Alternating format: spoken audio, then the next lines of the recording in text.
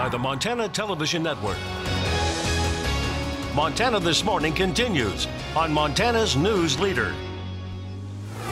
We're less than 3 days away from a partial government shutdown if Congress doesn't pass a series of spending bills by Friday night. About 800,000 federal employees will be forced to work without pay or be furloughed. I'm Mark Liverman, and I'll tell you what's getting in the way of a deal. And some great tips for keeping your home safe if you're planning to travel this holiday season. 6:30 on this Wednesday. Chad and Missy O'Malley with you. Matt Elwell has our forecast in a moment. Meantime, our top story. Less than 3 days from a partial government shutdown. That's where we are right now. Congress needs to pass a series of spending bills by Friday night.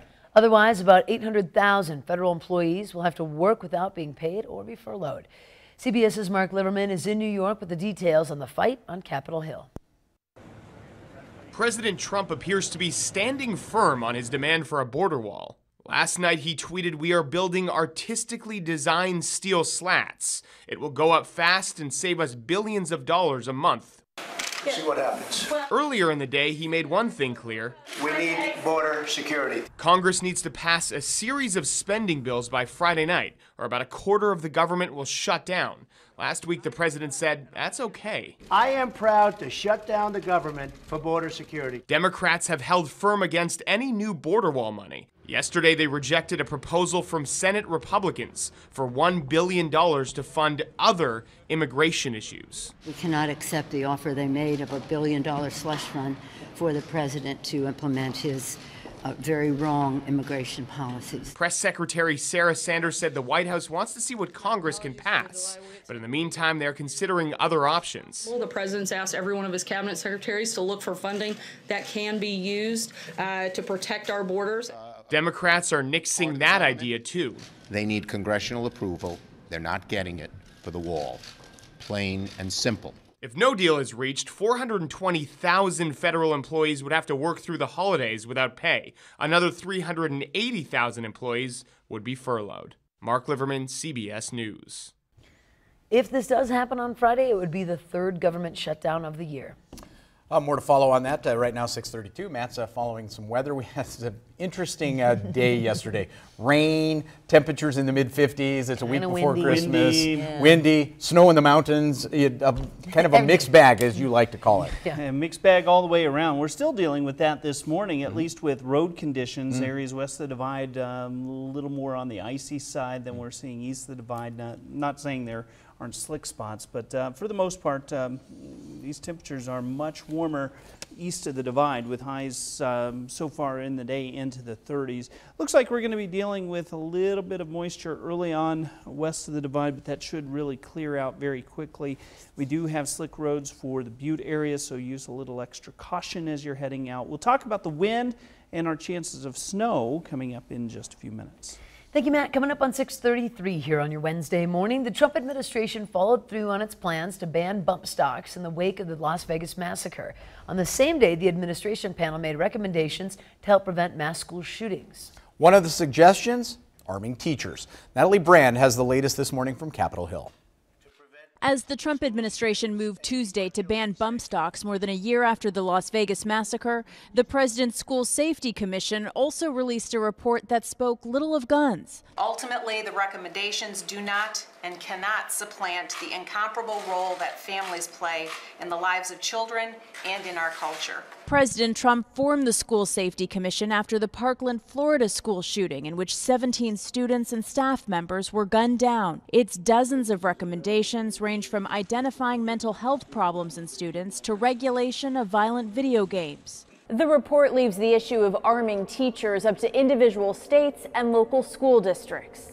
According to the Department of Homeland Security, the average duration of an active shooter incident at a school is under 5 minutes, so all of this horrible carnage takes place in a very short period of time. In addition, the report and Mr. Trump urged media to withhold the names and identities of mass shooters. They make these people famous and they're not famous. The Stand with Parkland organization of victims' families issued a statement praising the efforts of the report overall while criticizing it for not saying more about firearms regulation. Separately, the new ban on selling and possessing bump stocks, which allows semi-automatic weapons to fire like automatic firearms, taps into a federal law that prohibits machine guns. It takes effect in late March. Natalie Brand, CBS News, Capitol Hill. By the way, gun right advocates spoke out against the ban. The Gun Owners of America said it plans to sue the government to protect gun owners from what it calls unconstitutional regulations. So more on that story certainly to follow. Certainly. And getting a little bit more local, a lot of people are traveling this time of year to visit friends and family over the holidays. That's right. MTN's Patrice Parks has some tips on how to make sure you return to a secure home. Certainly we have an element of folks who want to take advantage of the holiday season. And trying to get into homes that they don't belong in, so making sure your doors and windows are locked. Detective Sergeant Swanson says you can also set timers for Christmas lights and interior lights. Kind of just give the sense that somebody is home and around. If you have pets, make sure someone's also watching after them, or there's some type of schedule that you have so we're not having a pet unattended in the house. The police department tells us that perhaps the best line of defense is the most old-fashioned. Talking with your neighbors is usually how we get a majority of our leads on cases or calls about suspicious activity. Just giving a simple heads up. You don't necessarily need to tell your neighbor where you're going, but you can say, I'm going to be out of town, would you keep an eye on things? We are happy to take any phone call from any citizen, and you don't have to tell us your name either. If you see something suspicious or you see someone in your neighborhood doesn't look like they belong there, a patrol officer will come through, try to contact that individual and just verify that they are supposed to be there or they're not supposed to be. Detective Sergeant Swanson also says if you have a home security system, make sure it's working properly. These tips should help ensure your home stays secure while you enjoy the holiday. In Bozeman, Patrice Parks for MTN News. Sergeant Swanson also says to remember to arrange for someone to clear your sidewalk of snow while you're away. Some sad news to pass along to you now. The identity of a 27-year-old Butte woman killed in a rollover car accident over the weekend has now been identified. According to the Butte Silverbow Coroner's Office, the victim was Sarah Marie Crowley. She was found dead in her vehicle early Monday morning after her car drove off the interstate I-15 and I-90 interchange.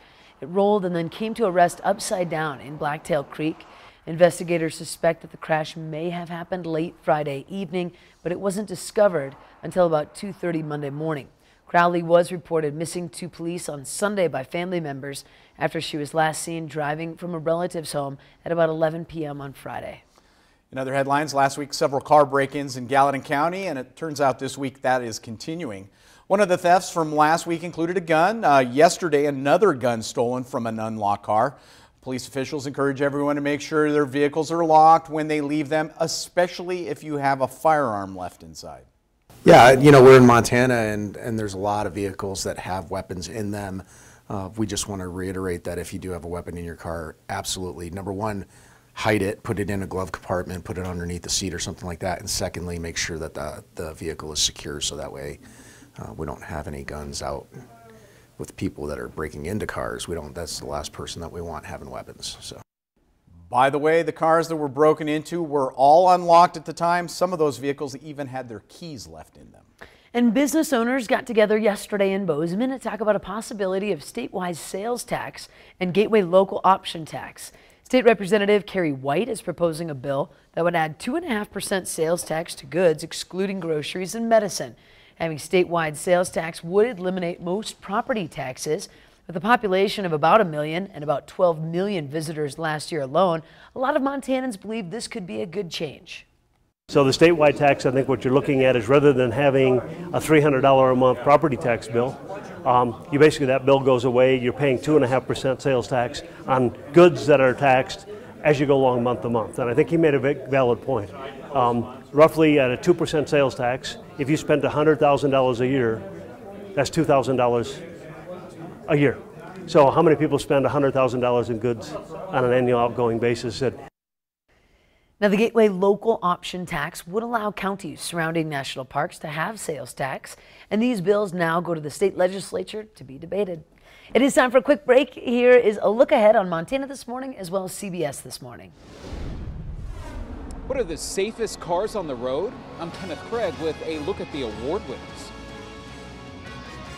Good morning to you. Ahead on CBS This Morning, Facebook reportedly gave more than 150 companies access to more user data than originally believed. We'll look at how the social media giant says it was allowed to give away your information. And we take one of the first ride in Elon Musk's Boring Company tunnel as he tries to revolutionize the way you get around crowded big cities. Is he on to something? We'll see at 7 o'clock.